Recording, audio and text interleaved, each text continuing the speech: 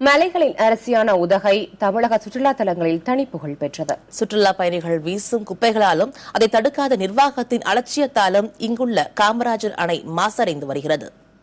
அழிந்து வரும் இந்த அணையை மீட்க வேண்டும் என கோரிக்கை விடுக்கின்றனர் இப்பகுதி மக்கள்.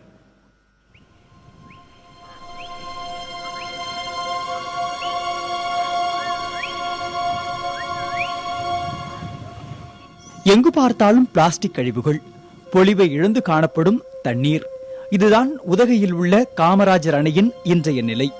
இதற்கு காரணம் இங்கு வரும் சுற்றுலா பயணிகள் வீசி செல்லும் பிளாஸ்டிக் கழிவுகளும் அதை தடுக்கவோ அகற்றவோ நடவடிக்கை எடுக்காத உள்ளாட்சி நிர்வாகமே என கூறுகிறார்கள் உள்ளூர் வாசிகள்.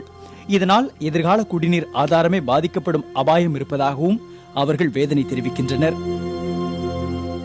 வரக்கூடிய சுற்றுலா பயணிகள் அந்த பிளாஸ்டிக் கழிவுகளை அங்கே வீசி எறிவதால் இப்போது ஒன்றும் தெரிவதற்கில்லை.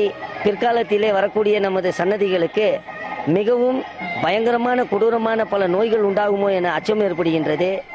இதன் காரணமாக நிலத்தடி நீர் ஆதாயம் பாதிக்கப்படுவதோடு அணையில் உள்ள நீரை குடிக்க வரும் வனவிலங்குகளும் கால்நடைகளும் உடல்நிலை பாதிக்கும் அபாயம் இருப்பதாகவும் கூறுகின்றனர். எதிர்காலத்தில் இந்த பிரச்சினை வராமல் தடுக்க மாவட்ட நிர்வாகம் முன்னெச்சரிக்கை நடவடிக்கைகளை மேற்கொள்ள வேண்டும் என்பதே பலரது கோரிக்கை.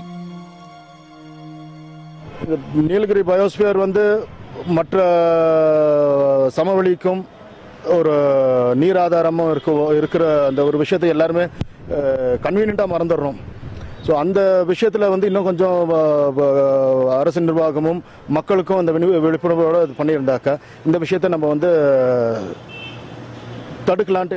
இந்த அணையில் உள்ள நீரை கொண்டு பைக்கார மின் நிலையத்தின் மின் உற்பத்தி செய்யப்படும் நிலையில் இதனை பாதுகாப்பதும் அதற்கான விழிப்புணர்வை மக்களிடம் ஏற்படுத்துவதும் அவசியம் என்பதே உதகைவாசிகளின் எதிர்பார்ப்பு. தனிமனித ஒழுக்கம் இருந்தால் மட்டுமே இந்த மாதிரி சுற்றுச்சூழல்களில் பாதிப்பை தடுக்க முடியும் என்பது உள்ளூர் மற்றும் சமூக ஆர்வலர்களின் கருத்தாக உள்ளது. புதிய தலைமுறைக்காக நீலகிரி மாவட்டம் உதகமண்டலத்திலிருந்து ஒளிப்பதிவாளர் ஜெகதீஷுடன் சையத் அப்பாஸ்.